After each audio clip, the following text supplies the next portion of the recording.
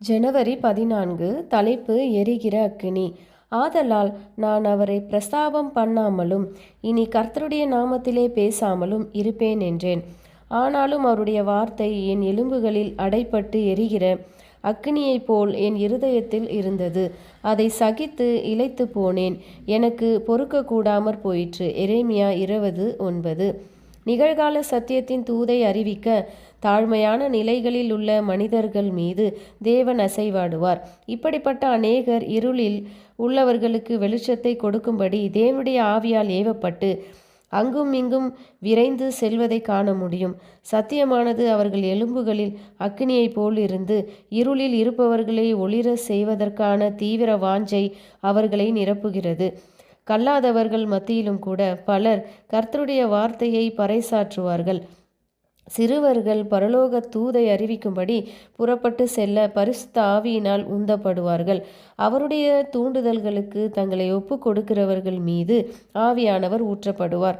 மனிதனின் கட்டுப்படுத்தும் சட்டங்களையும் இயக்கங்களையும் அவர்கள் ஒதுக்கி தள்ளிவிட்டு கர்த்தருடைய சேனையில் இணைவார்கள். எதிர்காலத்தில் சாதாரண நிலையிலுள்ள மக்கள் தங்கள் சாதாரண வேலை வாய்ப்பை விட்டுவிட்டு கிருபையின் கடைசி தூதை அறிவிக்கும்படி புறப்பட்டு செல்ல கர்த்தருடைய ஆவியினால் ஈர்க்கப்படுவார்கள். அவர்களது முயற்சிகள் வெற்றியினால் அலங்கரிக்கப்படும்படி விரைவாக வேலை செய்ய அவர்கள் ஆயத்தப்பட வேண்டும். அவர்கள் பரலோக ஏது கரங்களோடு ஒத்துழைக்கிறார்கள். ஏனெனில் அவர்கள் எஜமானனின் சேவையில் செலவிடப்படவும் விருப்பத்தோடு இருக்கிறார்கள். இந்த வேலையாட்களை தடை செய்ய ஒருவருக்கும் அதிகாரம் அளிக்கப்படவில்லை. இந்த மாபெரும் சுவிசேஷ கட்டளையை நிறைவேற்ற அவர்கள் புறப்படும்போது அவர்களுக்கு வாழ்த்துதல் சொல்லப்பட வேண்டும்.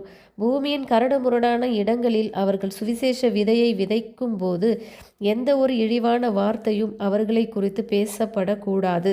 வாழ்க்கையின் சிறந்த காரியங்களான எளிமை, நேர்மை, வாய்மை, கற்பு, களங்கமில்லாத நாணயம் போன்றவை வாங்கவோ விற்கவோ முடியாது.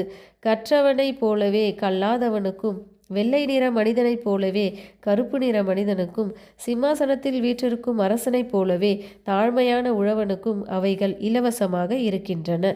தங்கள் சொந்த பலத்தை நம்பாமல் கபடமில்லாமல் உழைத்து தேவன் மேல் எப்பொழுதும் நம்பிக்கையுடன் எளிமையாக பணியை செய்யும் ஊழியர்கள் இரட்சகரின் சந்தோஷத்தில் பங்கடைவார்கள்.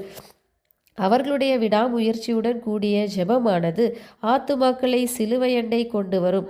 அவர்களுடைய தற்தியாக முயற்சிகளும் கூட இயேசுவும் அவர்களுடைய இருதயங்களின் மீது அசைவாடி ஆத்துமாக்களின் மனமாற்றத்தில் அற்புதங்களை செய்வார். ஆண்களும் பெண்களும் சபை ஐக்கியத்திற்குள் ஒன்றாக கூட்டப்படுவார்கள். தொழுகை ஸ்தலங்கள் கட்டப்பட்டு பள்ளிகள் நிறுவப்படும். தேவனுடைய இரட்சிப்பை ஊழியர்கள் காணும்போது அவர்களுடைய இருதயங்கள் மகிழ்ச்சியால் நிரப்பப்படும். ஆமென்.